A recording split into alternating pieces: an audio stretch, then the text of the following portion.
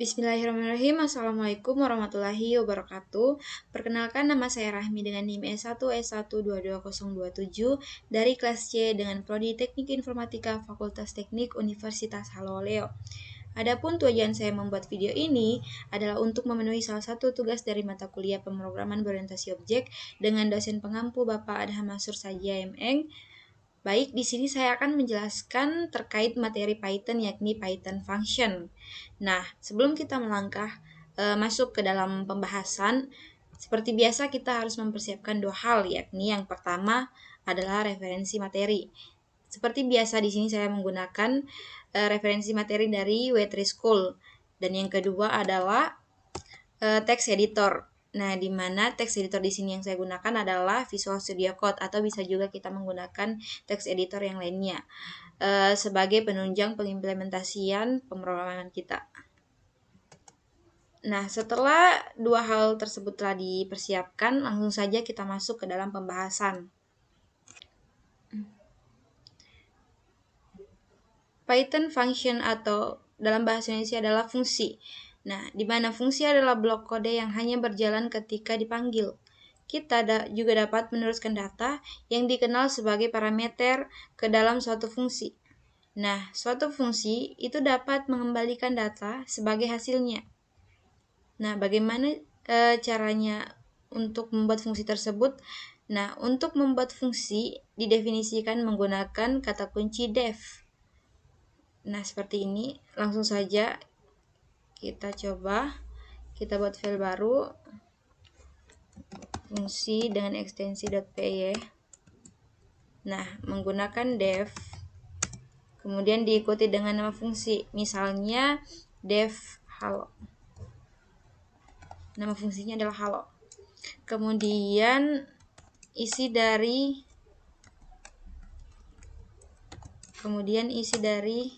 blok fungsinya adalah print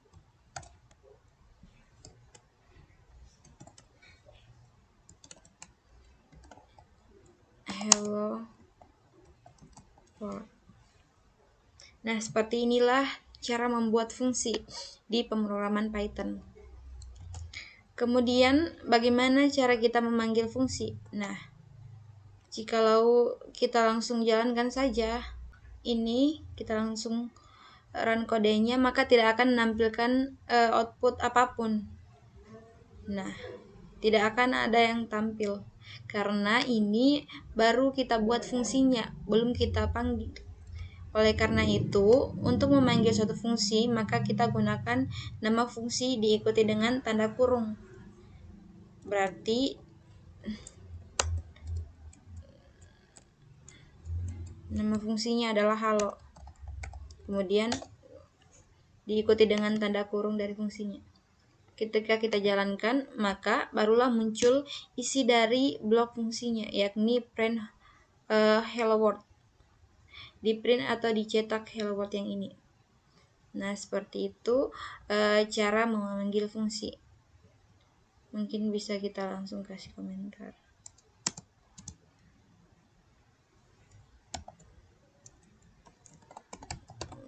Fungsi. Nah, yang ini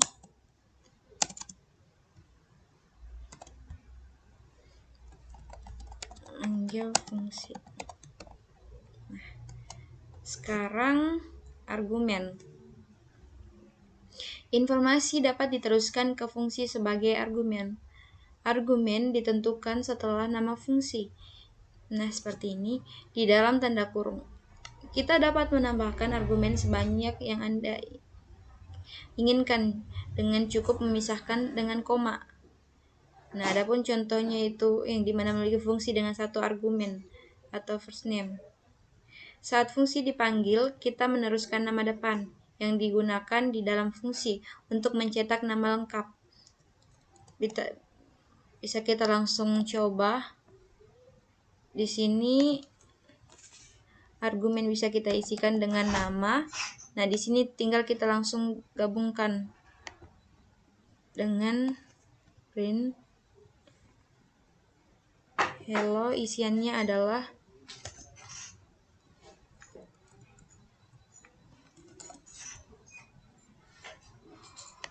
dari argumen nama, hello nama. Hello nama. Nah, ketika kita panggil di sini berarti kita harus memberikan isian di dalam namanya. Misalkan di sini Rahmi. Ketika kita jalankan, maka muncullah hello Rahmi. Nah, seperti itu. Bisa kita lihat mulai dari baris pertama ini kan membuat fungsi, kemudian nama fungsinya adalah halo dengan argumen nama. Kemudian di dalam blok fungsinya itu harus diprint, dicetak di outputnya nanti itu adalah hello nama. Hello nama. Nah, ketika kita panggil fungsi halonya, kita isikan Rahmi. Nah, Rahmi ini dimasukkan ke dalam argumen namanya. Sehingga ketika kita print atau cetak, muncullah hasil seperti ini, hello Rahmi. Nah, mungkin seperti itu. Bisa kita langsung copy ke bawah. Bisa kita ganti di sini. Ini Syukra. Di sini Burhan. Di sini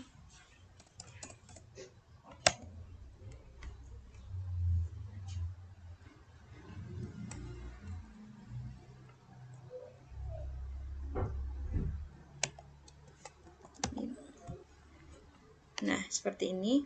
Bisa kita langsung jalankan. Nah, jadi seperti ini. Hello Rahmi, hello Syukra, hello Burhan, dan juga hello Udin.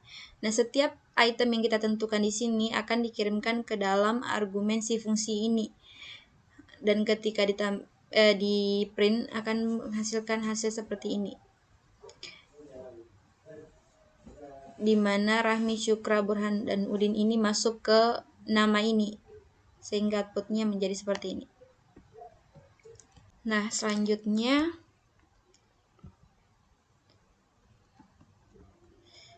muncul pertanyaan, parameter atau argumen, di mana istilah parameter dan argumen itu dapat digunakan untuk hal yang sama. Informasi yang diteruskan ke suatu fungsi. Ya, itu sebenarnya hanya parameter atau argumen. Namun, dari perspektif fungsi, parameter itu adalah variabel yang tercantum di dalam tanda kurung pada definisi fungsi. Berarti yang parameter di sini adalah nama. Berarti nama ini sebenarnya bukan argumen, tapi dia adalah parameter karena merupakan variabel yang tercantum di dalam tanda kurung di dalam suatu fungsi ini. Kemudian argumen itu adalah nilai yang dikirim ke fungsi saat dipanggil. Berarti argumen adalah ini.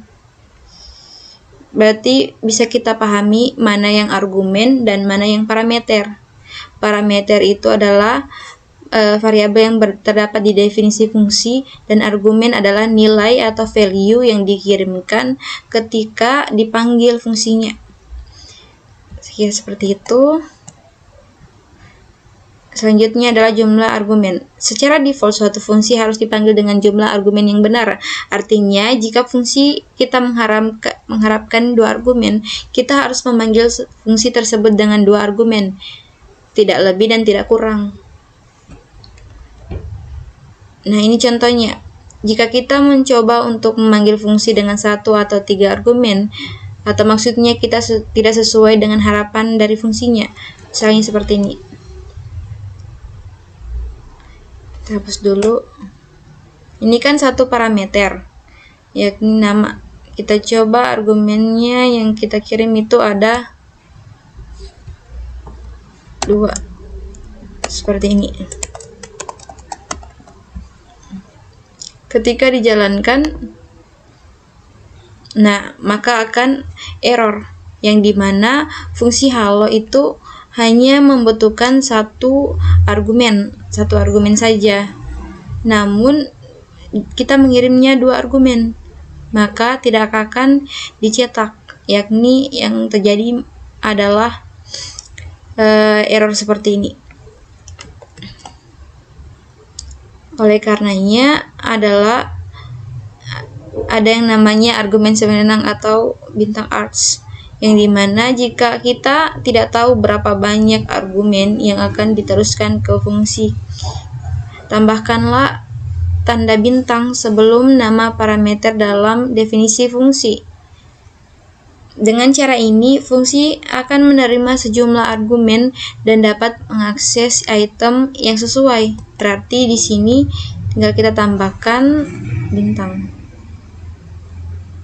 Walaupun argumennya 2 tapi parameternya 1, maka akan diterima. Coba kita jalankan. Nah, baik, selanjutnya argumen kata kunci. Kita juga dapat mengirim argumen dengan sintaks key lalu value-nya. Dengan cara ini, urutan argumen tidak menjadi masalah. Oke, bisa kita langsung coba.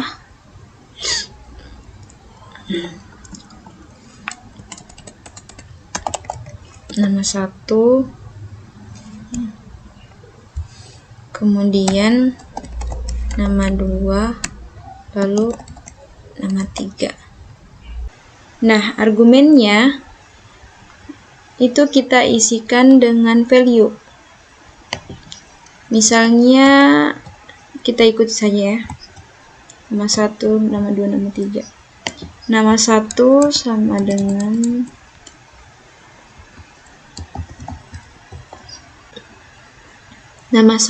sama dengan Salismi Rahmi. Kemudian nama 2 sama dengan Syukra. Kemudian nama 3 sama dengan Burhan. Nah, dan di sini hello, semisal di sini nama yang ketiga. Dan ketika kita print dan dicetak, maka hasilnya akan seperti ini. Hello Burhan. Jadi, sesuai dengan penjabaran di deskripsinya itu, argumen itu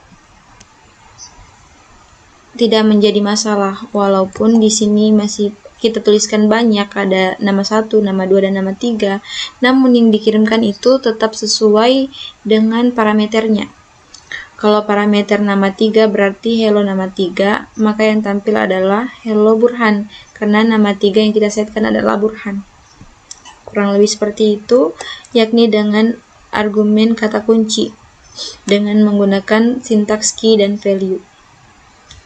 Nah, selanjutnya ada argumen lagi, yang dimana jika kita tidak tahu berapa banyak argumen kata kunci yang akan dimasukkan ke dalam fungsi kita, tambahkan 2 tanda bintang sebelum nama parameter dalam definisi fungsi.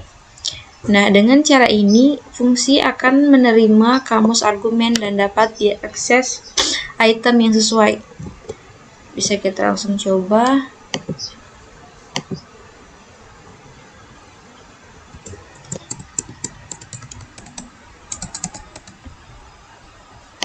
Ini nama 1, nama 2, nama 3 bisa kita ubah, terus kita ganti menggunakan 2 bintang. Lalu di sini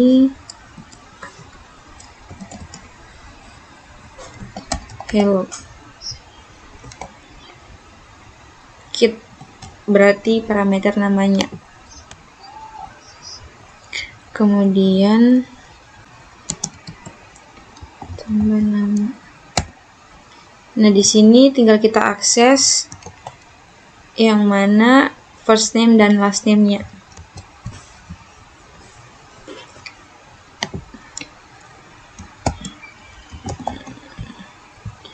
Nama 2. Dan jika kita jalankan, maka yang muncul adalah hello Syukra. Nah, saya kira seperti itu. Jadi bisa ya, walaupun parameternya hanya 1 seperti ini, namun argumennya key dan value-nya itu lebih dari 1, kita bisa menggunakan argumen yang bertanda bintang sebanyak 2 kali, sehingga ketika diakses tidak akan terjadi error dan akan tetap keluar sesuai aturannya, yakni hello nama 2, di mana nama 2 itu adalah Syukra. Selanjutnya nilai parameter bawaan atau parameter default, yang dimana jika kita memanggil fungsi tanpa argumen,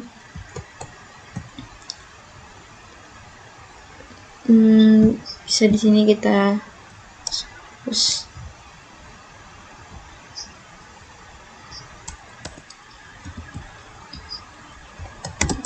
ganti jadi Rahmi, kemudian di sini kita hapus saja.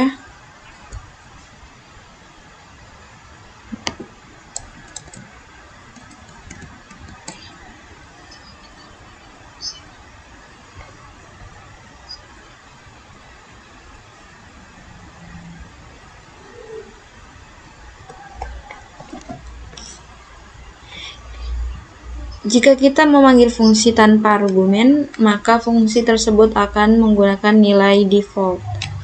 Nah, contohnya seperti ini, def my function. Ini ada parameternya. Berarti contohnya seperti ini tadi. Parameternya adalah nama. Kalau hanya nama saja seperti ini, hello ditambah dengan nama, dan di sini Rahmi, berarti si Rahmi ini argumennya dikirimkan ke parameter nama. Nah, sehingga tampillah seperti ini, hello Rahmi. Nah, ini kan secara defaultnya, secara default. Namun ternyata nilai parameter default tersebut bisa juga kita tambahkan, Jadi misalnya seperti ini.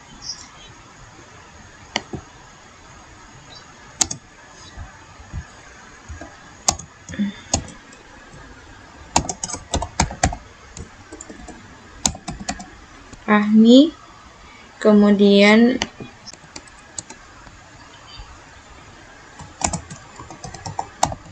Syukra,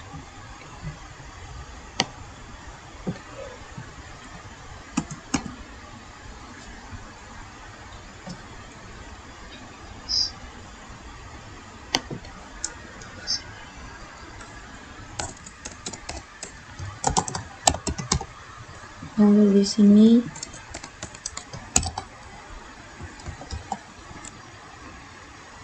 nah, jika kita jalankan, maka dia tidak akan menghiraukan parameter yang telah kita set ini. Nah, seperti itu. Namun, jika kita hanya memanggil fungsi kosong seperti ini,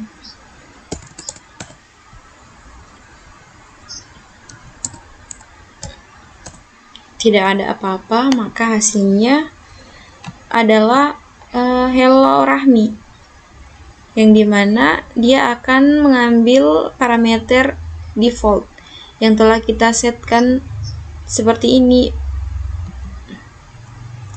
Oke, saya kira seperti itu, sehingga hasilnya menjadi seperti ini, hello Rahmi. Rahmi itu diambil dari sini karena kita panggil fungsinya kosong. Selanjutnya yang terakhir, melewati daftar sebagai argumen. Kita dapat mengirim tipe data argumen apapun ke suatu fungsi, baik itu string, angka, daftar, atau list, dan juga dictionary atau kamus, dan itu akan diperlakukan sebagai tipe data yang sama di dalam fungsi. Misalnya, jika kita ingin mengirimkan daftar sebagai argumen, itu akan tetap menjadi daftar ketika mencapai fungsi. Misalnya seperti ini. Kita hapus saja. Kita ikuti for x input print x.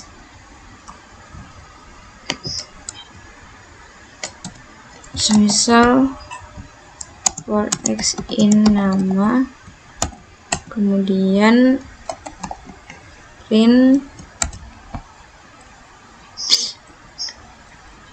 x yang dimana untuk list nama itu ada Rahmi, kemudian Syukra, kemudian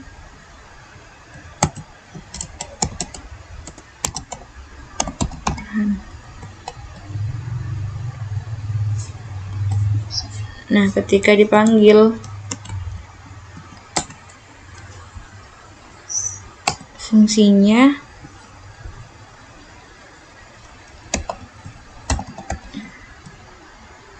halo nama dan kita jalankan, maka hasilnya akan seperti Rahmi, Syukra, dan Burhan. Dan bisa kita lihat dimulai dari baris pertama dibuatkan suatu fungsi dengan nama fungsi adalah halo, kemudian ada parameter nama yang disetkan dengan value-nya adalah Rahmi. For x in nama ini dan juga print x. Jadi untuk setiap x di perulangan list nama ini, print x-nya itu akan mewakili keseluruhan item yang ada di list nama ini, yakni Rahmi, Syukra, Burhan, sehingga ketika dipanggil fungsinya hello dan nama, maka muncullah ini hasil perulangannya Rahmi, Syukra, dan juga Burhan. Oleh karena itu, kita bisa mengirim tipe data argumen apapun sesuai deskripsinya, itu kita dapat mengirimkan tipe data apapun. Selanjutnya, nilai pengembalian. Untuk membiarkan suatu fungsi mengembalikan nilai, gunakan pernyataan return. Misalnya seperti ini.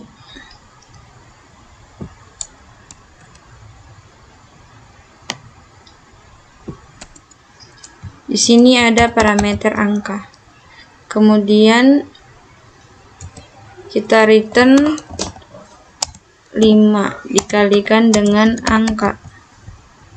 Lalu kita panggil di sini halo. Misalnya di sini kita tentukan angkanya, ini argumen yang akan dikirim ini misalnya 5. Berarti ketika dipanggil seharusnya itu kan muncul hasil 5 kali 5. Namun inilah yang dimaksud dengan fungsi return, yang dimana akan mengembalikan nilai. Jadi, walaupun tidak tertampil di output ini, namun di dalam program ini telah disimpan bahwa 5 dikali 5 itu sama dengan 25. Jadi, returnnya ini tetap sudah disimpan di dalam program. Itulah yang dimaknakan dengan mengembalikan nilai. Walaupun tidak ditampilkan di dalam output, namun jika kita ingin menampilkan hasilnya, maka di pemanggilan nama fungsi ini tinggal kita tambahkan saja fungsi print.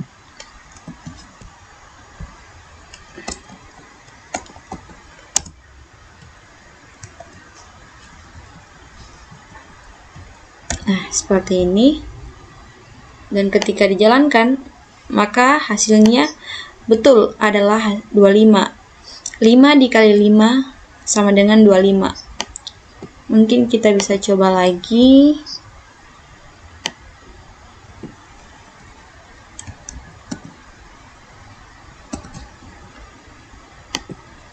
Lima dikali 10 berarti 50, kemudian dikali 1 itu 5, dan dikali 7 itu 35. Coba kita jalankan. Nah, betul. Muncul 5 kali 5 25, dan 5 kali 10 itu 50, dan 5 dikali 1 itu 5, dan 5 dikali 7 itu 35. Kurang lebih seperti itu terkait pernyataan return yang berfungsi untuk mengembalikan nilai. Kemudian ada pernyataan lulus atau pass statement. Ya, maksudnya itu sebuah blok, baik pengkondisian perulangan maupun fungsi itu tidak boleh kosong seperti ini. Misalnya ini kan kosong definisinya, sehingga kita jalankan itu terjadi error. Maka untuk mengatasi itu kita gunakan pernyataan lulus atau pass statement untuk menghindari kesalahan atau error. Seperti ini. Pass. Dan ketika kita jalankan, nah, itu tidak akan terjadi error. Nah, mungkin saya kira seperti itu. Baik, mungkin itu saja yang dapat saya sampaikan terkait materi dari Python ini, yakni Python function. Semoga dapat bermanfaat bagi kita semua. Lebih dan kurangnya mohon dimaafkan. Wabillahi taufiq wal hidayah. Wassalamualaikum warahmatullahi wabarakatuh.